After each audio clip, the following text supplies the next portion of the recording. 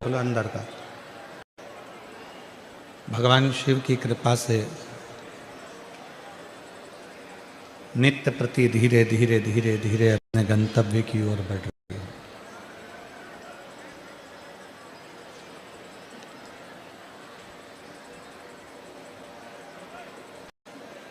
और ये कथा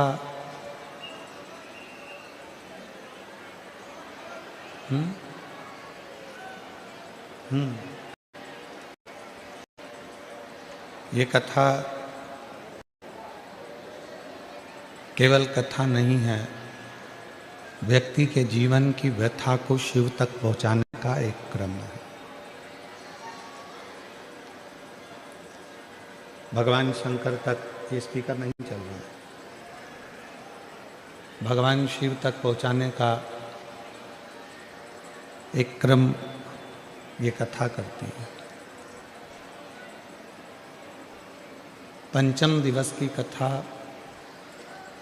पंचम इंद्रियों को वश में करने के लिए।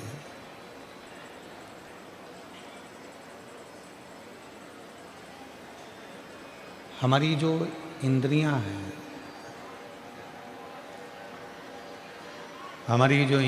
हैं, वो इंद्रियां किसी न किसी रूप में भटकती हैं। नेत्र हैं तो वो भी भटकते हैं, श्रवण है वो भी भटकते हैं, जिह्वा है तो वो भी भटक जाती है। और कभी कभी ऐसा होता है कि जो मन इन सब को काबू में करता है, वो मन भी दिन रात कहीं ना कहीं भटक जाता है।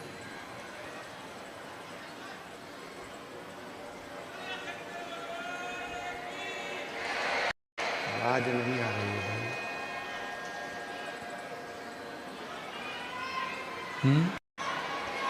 आवाज नहीं आ रही है तो ये बक्से बढ़ाओ, बक्से चोंगे चोंगे से कुछ नहीं होगा। ये जो मन है जब ये भटकता है तो फिर परमात्मा की शरणागति जीव को मिल नहीं पाती। शिव महापुराण की कथा करती ही यही है कि इस मन को केंद्रित करती है।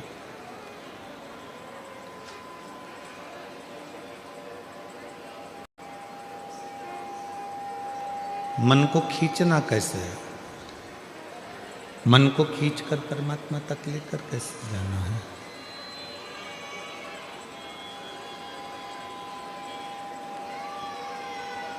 मन को खींचकर परमात्मा तक कैसे लेकर जाना, ये कथा यही दर्शाती है। शंभु शंभु। ग्राउंड की आवाज खोली है ना भाई, उधर आवाज नहीं आ रही, इधर भी नहीं आ रही है, बाजू में भी।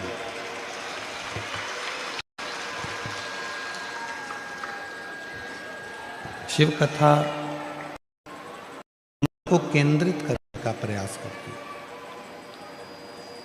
और ये मन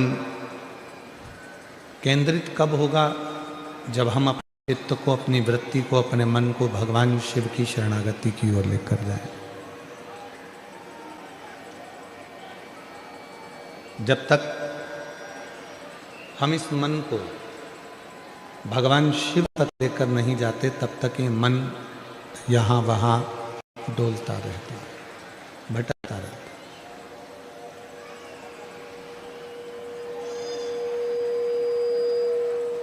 भगवान शंकर का जो पंचाक्षर मंत्र है नमः शिवाय, भगवान शंकर का जो षडाक्षर मंत्र है ओम नमः शिवाय, या भगवान शंकर का जो मंत्र है श्री शिवाय नमस्तुभ्यं, ये जितने भी शिव के जो मंत्र हैं, भगवान शंकर के जितने भी मंत्र हैं, ये ध्यान को केंद्रित करने के लिए।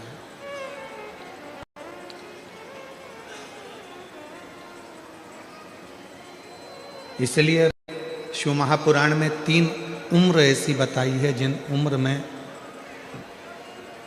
हमें अपने मस्तक पर किसको बिठाना चाहिए ये बताया गया।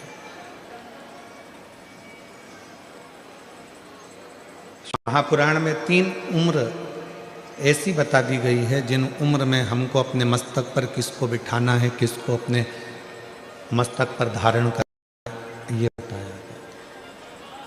पहले नंबर पर है 15 वर्ष की जब आयु रहती है तो 15 वर्ष की आयु में अपने पिता को अपने मस्तक पर अर्थात अपने भेजे में, अपने दिमाग में, अपनी बुद्धि में अपने पिता को बिठा कर रखो।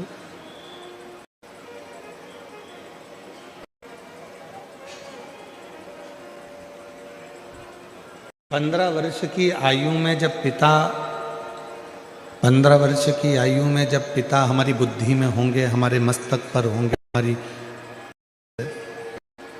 दिमाग में होंगे, तो हम कहीं गलत जगह पर नहीं जा पाए।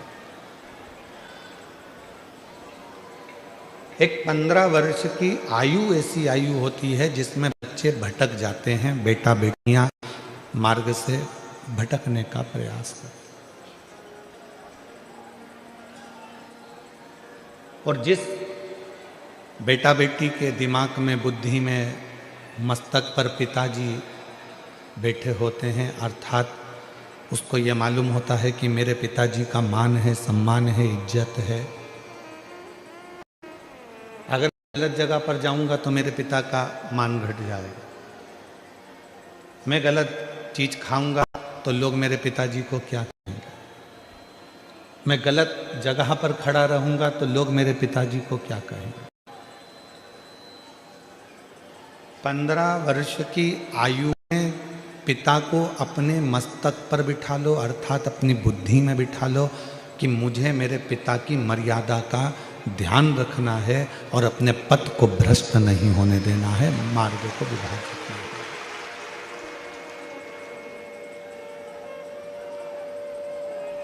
एक तो उम्र बता दी 15 साल की, शिव महापुराण ने दूसरी उम्र बता दी 35 साल की, कि जब 35 वर्ष की उम्र हो, शादी हो जाए, बच्चे हो जाएं, तब हमें अपने मस्तक में किसको बिठाना है, तो कहा अपनी औलाद को, अपने बच्चों को, अपना बेटा बेटी को अपने सिर पर, अपने मस्तक में, अपनी बुद्धि में, अपने विचारों में बिठा। अपने बेटा बेटी को जब तुम 35 साल 15 साल के हो तो पिता को सिर पर बिठाओ, पिता को बुद्धि में बिठाओ, पिता को चित्त में बिठाओ। 35 साल के हो गए तो अपने बेटा बेटी को अपनी बुद्धि में बिठाओ, अपने सिर पर बिठाओ, अपने मस्तक पर बिठाओ। अपने दिमाग में अपने बेटा बेटी को बिठा लो कि अब मैं 35 साल का हो गया हूँ, मेरे घर में एक बेटे ने, मेरे घर में बेटी ने जन्म ले लिया है। अगर मैं नशा कर आऊँगा तो लोग मुझसे तो कम मेरे बच्चों से ज़्यादा कहेंगे कि तेरा बाप नाली में पड़ा हुआ था, तेरा पिता गंदी जगह पर था।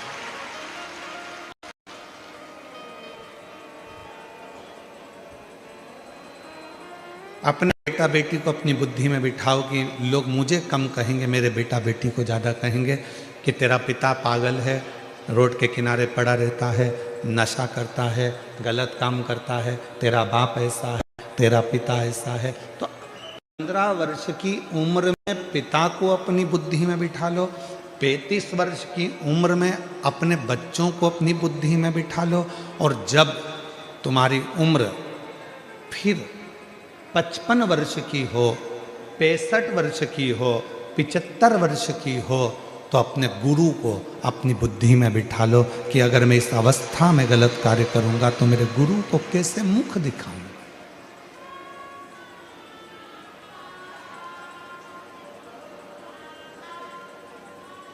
मैं अपने गुरु के सामने कैसे जाऊंगा, कैसे मुंह दिखाऊंगा कि मैंने अपनी पूरी जिंदगी अच्छे से निकालना था और मैंने अपनी जिंदगी को बिगाड़ दिया।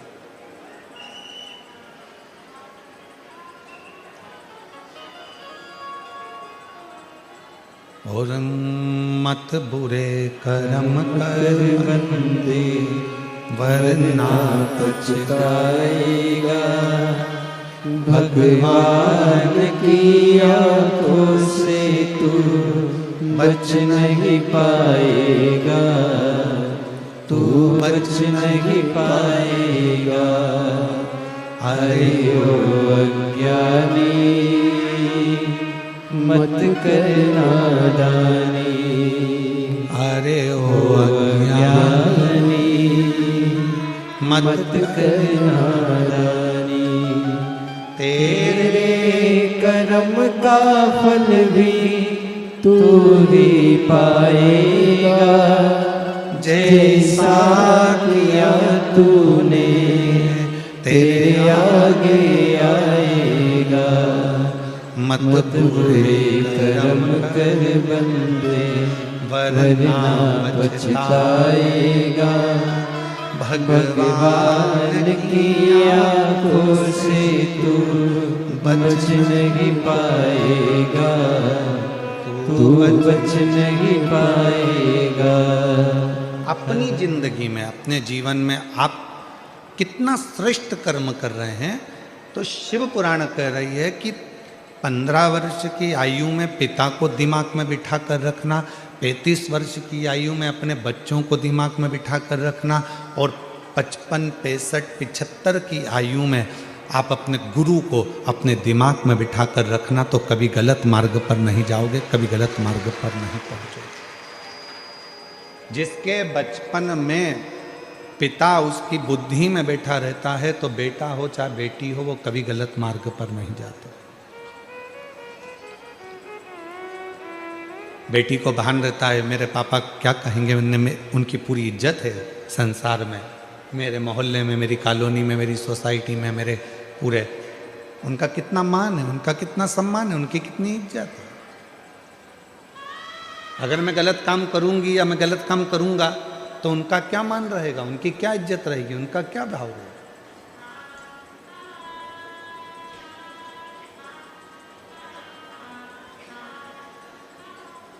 जिस बच्चे की जिंदगी में उसका पिता उसकी बुद्धि में बैठा होता है, वो बच्चा कभी गलत काम नहीं कर सकता, वो कभी गलत काम नहीं कर। और बुद्धि से पिता निकल गया तो वो बच्चा गलत काम कर।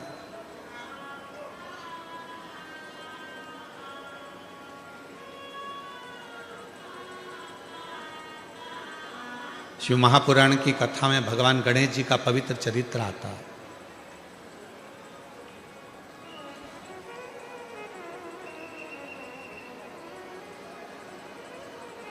और भगवान श्री गणेश जी महाराज का चरित्र कहता है कि भगवान श्री गणेश जी महाराज ने अपने बुद्धि में, अपने विवेक में भगवान श्री शिव जी को बिठा कर रखा।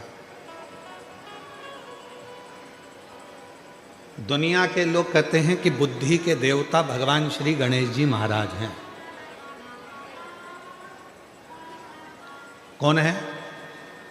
जम के बोलो, बुद्धि के देवता कौन है? गणेश जी महाराज। पर कोई तुमसे पूछे कि बुद्धि के देवता को बुद्धि का देवता बनाने वाला कौन है, तो आपको उत्तर देना पड़ेगा कि उनको बुद्धि का देवता बनाने वाला केवल एक है। नहीं तो माता पार्वती जी ने तो अपने तन का उपटन निकाला था, और पार्वती जी ने अपने तन का उपटन निकालकर उसका एक पुतला तैयार करा था। अब उस पुतले में प्राण दे दिया गया था।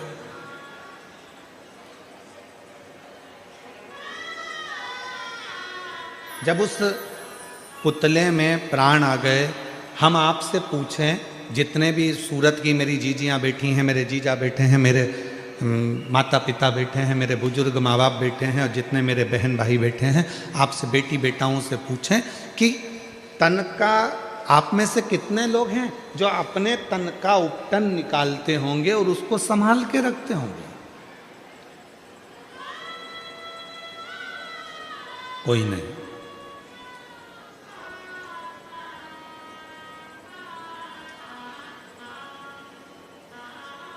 नैन कटर से नैन काट लिए और नैन को फेंक दिया, वो नैन तुमने संभाल के रखे क्या? जम के तो बोलो नहीं।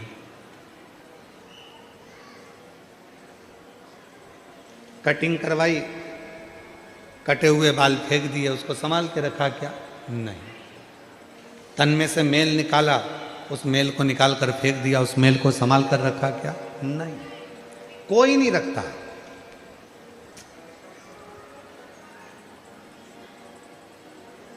अब उस कटे हुए नख में क्या बुद्धि होगी? कटे हुए बाल में क्या विवेक होगा, बुद्धि होगी? या तन के उस मेल में क्या बुद्धि होगी, क्या विवेक होगा? पार्वती मैया ने अपने तन के उपटन से भगवान श्री विनायक को प्रकट किया, भगवान श्री गणेश जी महाराज को प्रकट किया और प्रकट कर कर दरवाजे पर ले जाकर बिठा दिया कि अंदर किसी को मत आने देना। परंतु भगवान शंकर उस दरवाजे पर आ गए और भगवान शंकर ने भगवान विनायक की उसी दरवाजे पर 3 परीक्षा ली। दुनिया के लोग कहते हैं कि भगवान ने उसका सिर काट दिया, पर परीक्षा 3 लिए। भगवान श्री शिव जी ने, भगवान शंकर ने 3 परीक्षा ली और वो 3 परीक्षा, पहले नंबर की परीक्षा ली बालक से कि बालक तुम कौन हो? तो बालक ने कहा मेरी माता अंदर स्नान कर रही है, मैं उनका पुत्र हूं।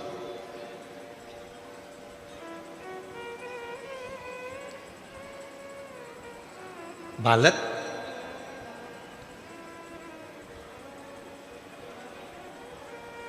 तुम किनके पुत्र हो?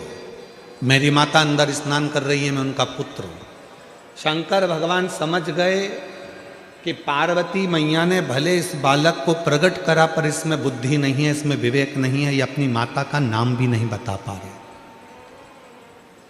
मेरी जीजियों, मेरे जितने जीजा बेटे हैं, जीजियां बेटी हैं, बेटियां बेटी हैं, बेटा बेटे हैं, उनसे निवेदन करूंगा तुम्हारे घर के बच्चों को, तुम्हारे घर में जब उसकी परवरिश करो, दुनिया का कोई काम आए कि ना आए, सबसे पहले उसको अपने माँ बाप का नाम जरूर आना चाहिए कि मेरे पिता का नाम ये है, मेरी माँ का नाम ये है। मैं किस मोहल्ले का रहने वाला हूँ, किस कॉलोनी में रहने वाला हूँ, किस सोसाइटी में रहने वाला हूँ। अगर बच्चा खोता है तो कम से कम मालूम तो पड़ जाए कि यहाँ का है।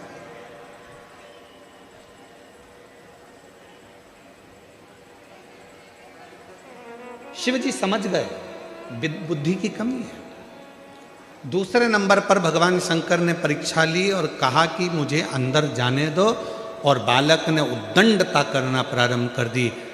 इतना अपशब्द बच्चे ने कहना प्रारंभ करा, शंकर भगवान समझ गए कि इसमें विवेक की, इसमें बुद्धि की कमी है।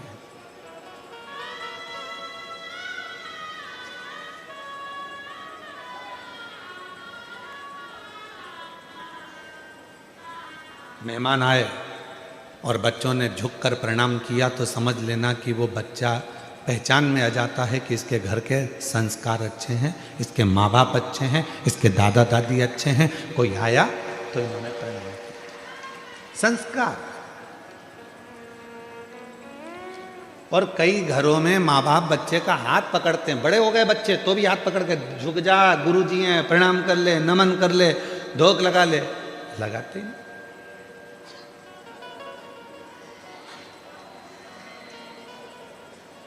हमारे यहाँ कथा मंडप में एक सोमानी परिवार भी बैठा हुआ है और एक हमारे पूर्व के गोयल परिवार भी यहाँ बैठा हुआ है। हम सोमानी जी के यहाँ पर बैठे हुए हैं। कहीं कहाँ बैठे हुए? अच्छा, स्थान चेंज हो गया है तुम्हारा। तो हम इनके घर गए और इधर गोयल जी भी कहीं बैठे होंगे। तो हम जब इनके, अच्छा बैठे गोयल जी बैठे, हाँ बैठेंगे। हम जब इन लोगों के एक बार पूर्व में घर गए तो ना सोमानी जी को बोलना पड़ा उनके बच्चों को, ना गोयल जी को बोलना पड़ा अपने बच्चों को कि गुरुजी आए हैं, प्रणाम करो। हमने जैसे ही सीढ़ी ऊपर चढ़ी और इनके बच्चों ने साष्टांग झुककर दंडवत करा तो हमको समझ में आया कि संस्कार अच्छे हैं, माँ बाप जो दे रहा है वो श्रेष्ठता में दे। सिखाया उतना उद्दंडता हो बच्चों में, मना नहीं। बच्चे बोलने के तेज हो, मना नहीं। बच्चे खेलने के तेज हो, मना नहीं। पर बच्चे जिस समय पर बड़ों को बड़ा ना समझे, आदर ना करे, सम्मान ना करे, तो फिर वो बच्चे की श्रेष्ठता नहीं होती, फिर वो श्रेष्ठता नहीं।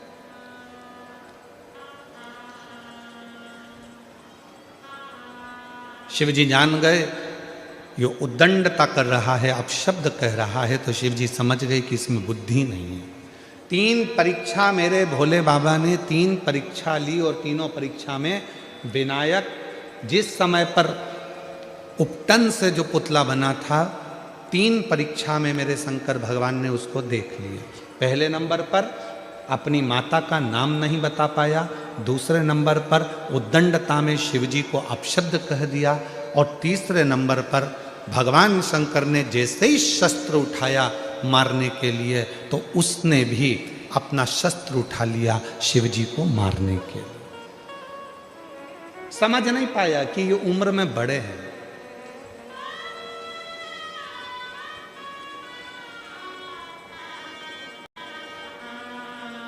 एक बात बताओ, कोई बुजुर्ग व्यक्ति एक छोटे व्यक्ति को थप्पड़ मारेगा?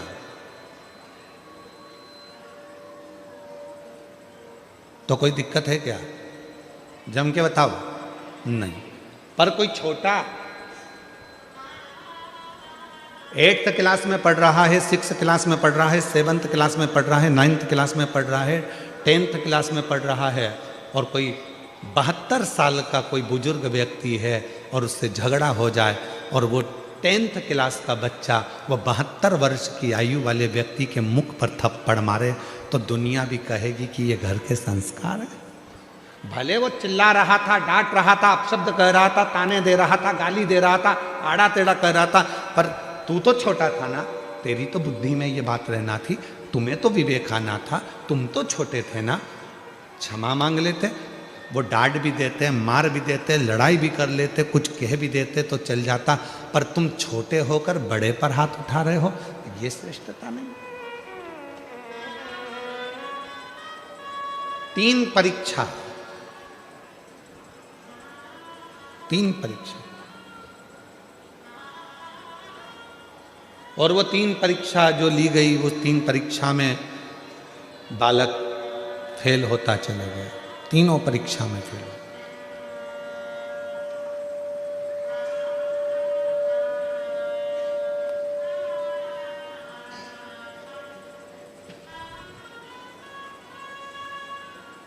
वो 3 परीक्षा में बालक फेल होता चला गया, और जब 3 परीक्षा में बालक फेल हो गया तब शिव जी को लगा कि इसको बुद्धि देना मेरा काम है, अब इसको बुद्धि प्रदान करना मेरा काम।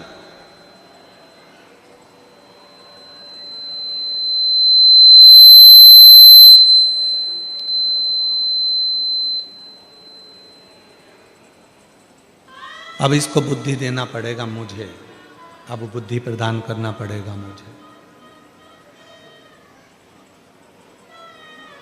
दुनिया के लोग कहते हैं भगवान श्री गणेश जी महाराज बुद्धि के देवता हैं। शिव महापुराण की कथा कहती है कि गणेश जी महाराज को भी अगर बुद्धि प्रदान कर रहे हैं तो वो मेरे देव अधिदेव महादेव प्रदान कर रहे हैं, मेरे शिव।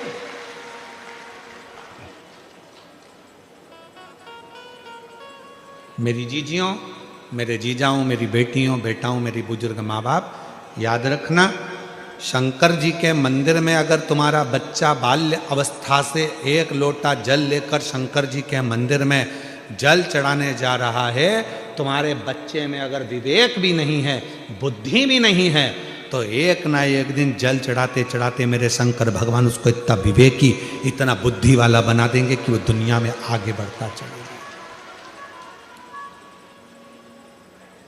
इतना विवेकी, इतना बुद्धि वाला बना देंगे कि वो आगे बढ़ता चलेगा।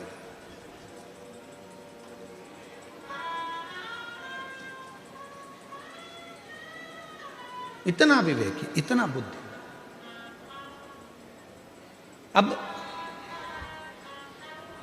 आपको क्या सिखाना है अपने घर के बच्चों को कि तुम जाओ शंकर जी के मंदिर में 1 लोटा जल चढ़ाओ, शिव जी के मंदिर में जाओ 1 लोटा जल चढ़ाओ। क्यों? क्योंकि हमारे बच्चे को विवेकवान अगर बनाना है तो शिव की शरणागति बहुत जरूरी है। कितना सुंदर कहा, एक बार माता सरस्वती भी अपने स्वरों को भूल गई थी। एक बार माता सरस्वती ने भी अपने स्वर छोड़ दिए थे, स्वर भूल गई थी। श्रीशैलम पर पहुंची और श्री शैलम पर पहुंचकर नटराज भगवान शंकर की आराधना करना प्रारंभ करी। और जैसे ही नटराज भगवान शंकर की आराधना करना प्रारंभ करी तो भगवान तुमरुका जी प्रकट हुए। और तुमरुका जी को शिव जी ने कहा माता सरस्वती कुछ चाहती हैं। तुमरुका जी ने कहा उनके स्वर उनको चाहिए, उनका गायन उनको चाहिए, उनका नृत्य उनको चाहिए, उनका संगीत उनको चाहिए। तब भगवान शंकर ने माता वीणा वादनी जी को भी, माँ बागेश्वरी को भी, माँ सुंदर वीणा वादनी को भी, माँ सरस्वती को भी मेरे शंकर भगवान ने स्वर प्रदान कर दिए थे। ऐसे मेरे देवाधिदेव महादेव हैं, ऐसे मेरे भगवान शंकर हैं जो सरस्वती को भी स्वर प्रदान कर देते हैं, जो गणेश जी को बुद्धि प्रदान कर देते हैं, जो गणेश जी को रिद्धि सिद्धि प्रदान कर देते हैं और दुनिया का सुख देने के लिए गणेश जी को शुभ लाभ दे देते हैं, अमोद प्रमोद दे देते हैं और दुनिया को शीतलता देने के लिए संतोष रूपी धन संतोषी भी प्रदान कर देते हैं। वो शिव।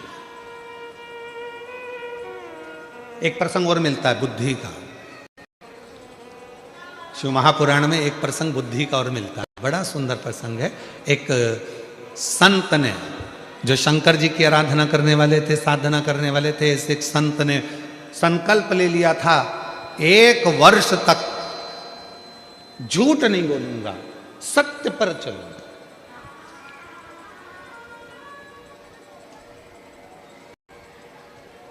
अपनी जिंदगी को सत्य में निकालूंगा, सत्य पर चलूंगा, सत्य से वर्णन करूंगा, सत्य से।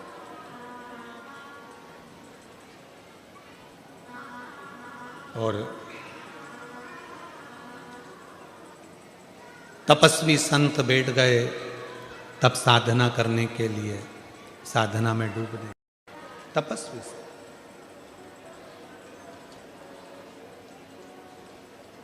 एक लक्ष्य बनाया 1 वर्ष का कि झूठ नहीं बोलूंगा।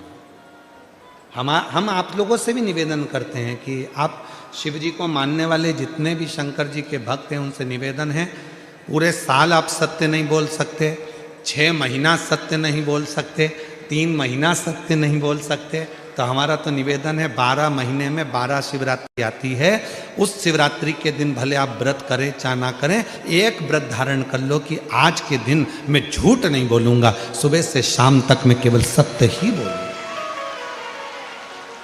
आप मत बोलो, हमें मालूम है तुम पूरी साल सत्य नहीं बोल पाओगे, और अगर सही में सत्य बोल दोगे तो हो सकता है कि घर में झगड़ा भी हो जाए। हो सकता है वो एक कथा मिलती है ना कि एक बहुत विद्वान महाराज, बहुत विद्वान पंडित जी, इतने विद्वान लोग कहते थे इतने विद्वान पंडित जी तो मरेंगे तो सीधे स्वर्ग जाएंगे, और पंडित जी मरे तो नरक चले गए।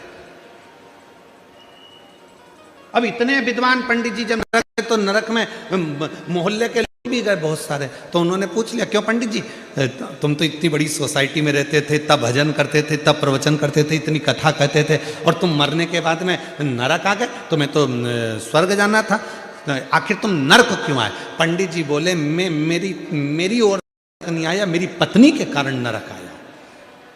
तो तुम तुम्हारी पत्नी के कारण नरक क्यों आए? तो कहा मैं बस कहीं पर भी निकलता था, रोज सुबह के समय पर मेरी पत्नी तैयार होकर आती और मुझसे पूछती कि मैं कैसी लग रही, बस उसी के चक्कर में मैं नरक पहुंच गया।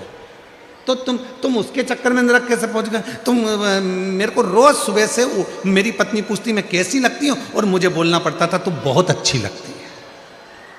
मतलब मेरे को रोज सवेरे सवेरे एक झूठ बोलना पड़ता था, लगती अच्छी नहीं थी फिर भी कहना पड़ता, इसी के चक्कर में मैं नरक पहुंच गया।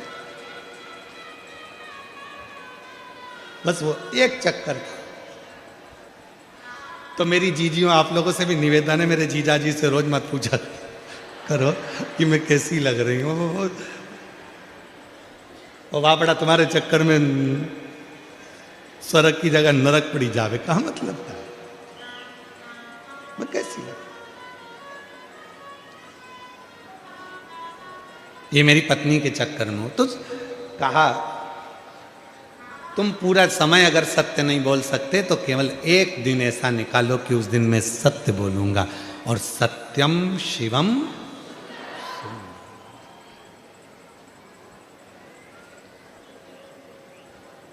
सत्यम शिवम, सत्य आया, शिव आया, शिव आया तो जीवन अपने आप सुंदर अपने आप हो गया।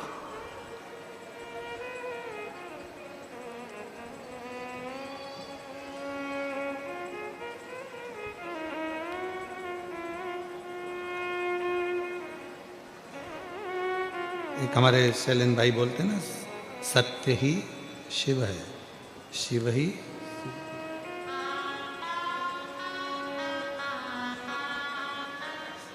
सत्यम शिवं सुंदरम,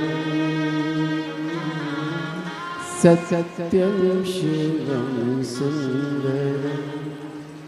ईश्वर सत्य है, सत्य ही शिव है, शिव ही सुंदर है। सत्यम शिवं सुंदरम, सत्यम शिवं सुंदरम। सत्य ही शिव का एक प्रतिबिंब स्वरूप। ईश्वर सत्य है, सत्य ही शिव है, शिव ही सुंदर है। सत्यम शिवं सुंदरम, सत्यम शिवं सुंदरम।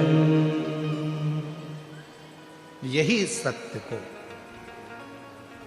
एक संत ने अपने अंदर ये बात उतार ली कि 1 साल तक मैं सत्य बोलूंगा, झूठ नहीं बोलूंगा। एक वन में बैठकर तपस्या करने के लिए वो संत बैठ गए। कसाई के हाथ से गाय छूट गई और वो गाय भागी वन में।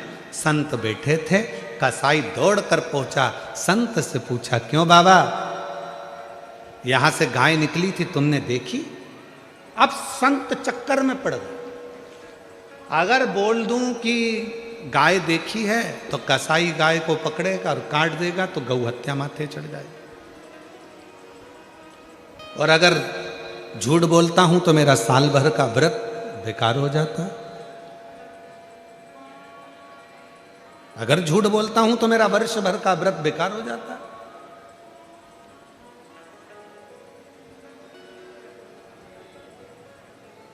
कभी कभी 2 उलझन में भगवान लाकर पटक देता है, कभी कभी।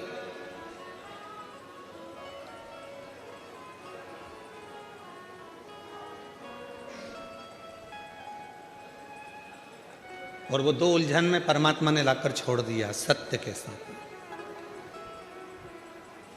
कसाई पूछ रहा है, बाबा जल्दी बताओ मेरी गाय देखी क्या? अगर बता दूंगा तो गाय कट जाएगी, गौ हत्या माथे चढ़ जाएगी, और अगर नहीं बताऊंगा, झूठ बोल दूंगा तो ये लगेगा कि मैंने 1 साल का नियम लिया था, मेरा सत्य चलेगा। अब ऐसी उलझन में करूं क्या? तो जो संत शिव की साधना करने बैठे था, उस संत ने कहा, हे भोले बाबा, मुझ में बुद्धि नहीं है, विवेक नहीं है।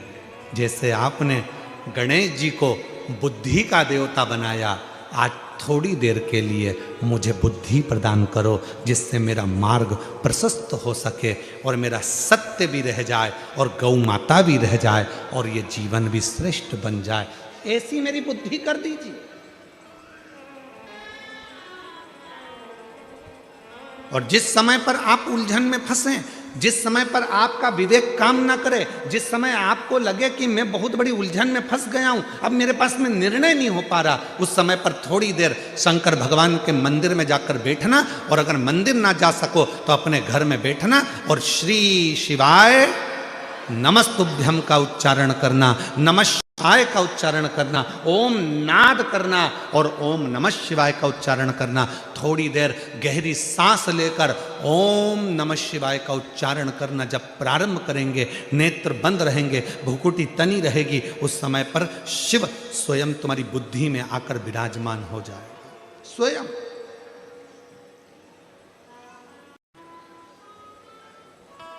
लंबी श्वास के साथ में जब ओम का नाद निकलता है, ओम का नाद,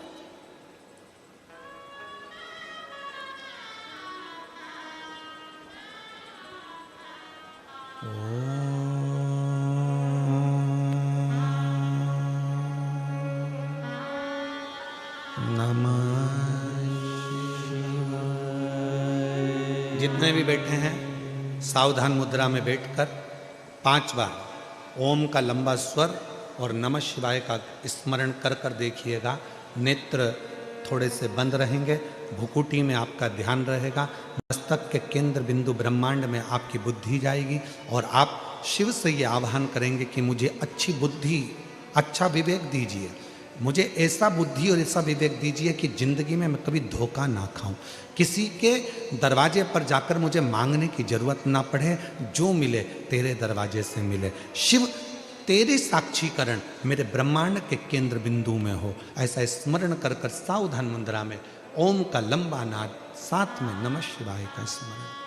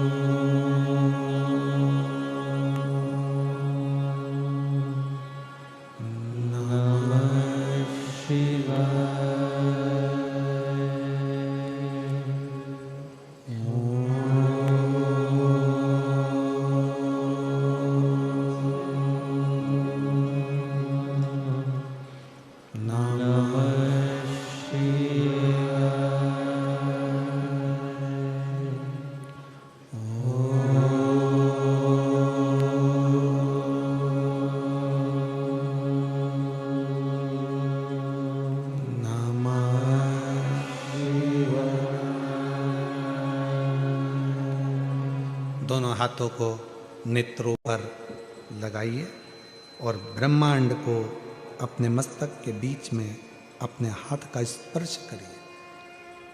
शिव हमारी बुद्धि को केंद्रित करते हैं। आपको कुछ देर के लिए ऐसा लगेगा जैसे कोई बिंदु मेरे सिर के अंदर घुस रहा है, प्रवेश कर रहा है, कोई बिंदु मेरे भीतर आ रहा है।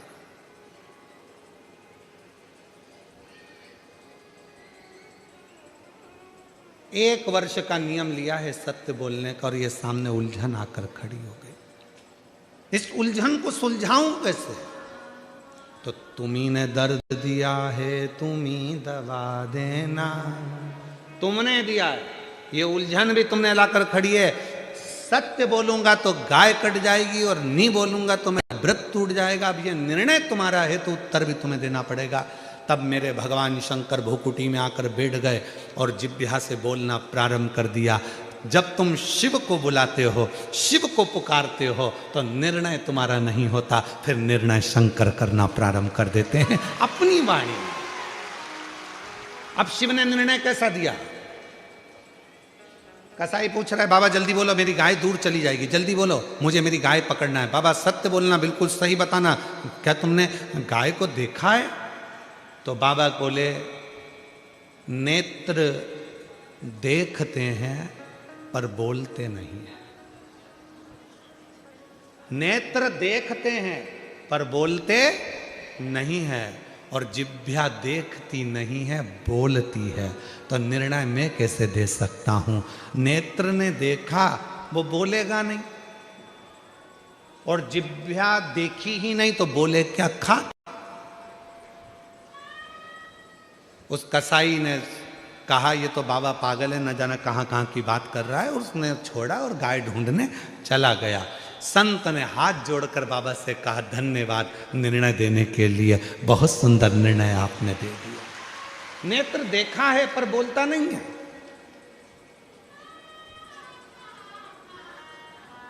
कभी कभी अपने घर की मर्यादा को बचाने के लिए, कभी कभी अपने घर की मर्यादा को रखने के लिए, कभी कभी अपने घर की मर्यादा को सुरक्षित रखने के लिए घर के बुजुर्गों को भले आंखों से वो कुछ भी देख लें पर उनकी जिह्वा बोलती नहीं है, बोलती नहीं है। बहू पूछती है, क्या मम्मी, मैंने सुना है कि ये आपके जो बेटे हैं ये ऐसे हैं, ये गलत काम करते हैं, ये ऐसे। माँ ने भले देखा हो, पर कभी कभी माँ उन दृष्टि के उत्तर को भी चुप रहकर मौनता में रख लेती है। परिवार ना टूट जाए, घर ना टूट जाए, परिवार ना छूट जाए, संबंध ना खराब हो जाए, इसलिए कभी कभी नेत्र भले देखे हों पर नेत्र बोलते नहीं हैं, और जिह्वा देखती नहीं है, बोलती है। ये जिह्वा।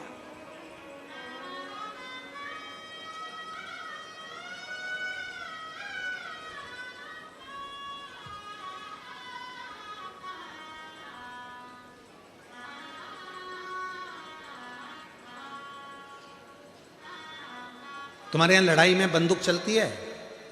अरे उत्तर तो दो। डंडे चलते हैं, तलवार चलती है। अरे जब बड़े बड़े दंगे होते हैं, लड़ाई होती है, विवाद होते हैं, तो बोल दो तो सही।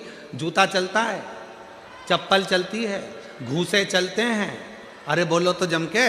डंडे चलते हैं, तलवार चलती है, बंदूक चलती है। बंदूक कब चलती है? तलवार कब चलती है? डंडे कब चलते? छोटू भाई बहुत अच्छा प्रसंग है, स्मरण करिएगा। डंडे चलते हैं, तलवार चलती है, जूता चलता है, चप्पल चलती है, और घूसे चलते हैं। ये सब बाद में चलते हैं, सबसे पहले जीवान चलती है।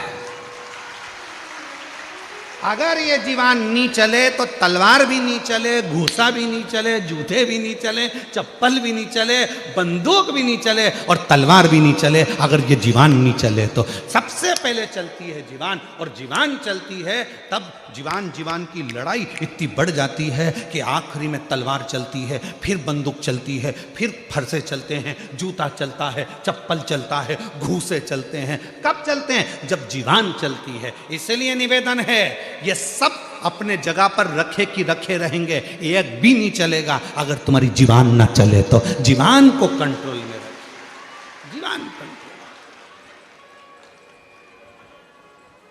जिह्वा कंट्रोल में होगी तो किसी की सामर्थ्यता नहीं है कि कहीं का जूता उठा के चला दे। चलाए वाला।